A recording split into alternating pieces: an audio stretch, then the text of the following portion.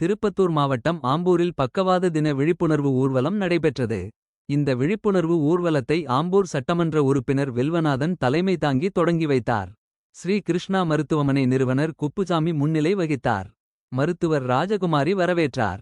இனிப்போதம்மாள் குத்துவிளக்கேற்றினார். நரம்பியல் நிபுணர் மருத்துவர் கிருஷ்ணமூர்த்தி தொடக்க உரையாற்றினார். இந்த விழிப்புணர்வு ஊர்வலம் ஆம்பூர் புறவழிச்சாலையில் தொடங்கி நேதாஜி ரோடு எஸ்கே ரோடு வழியாக சென்று புறவழிச்சாலையில் நிறைவடைந்தது.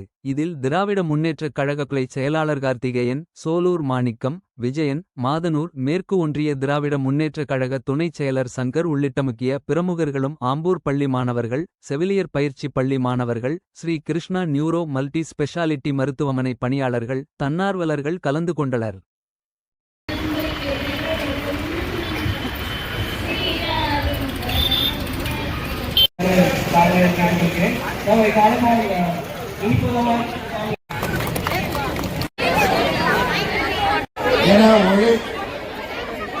விழிப்புணர்வு அணிவகுப்பிற்கு தலைமை நடத்திக் கொண்டிருக்கின்ற மரியாதைக்குரிய அண்ணன் குப்புசாமி அவர்களே மற்றும் இந்நிகழ்ச்சியில் கலந்து கொண்டுள்ள நம்முடைய வருகையை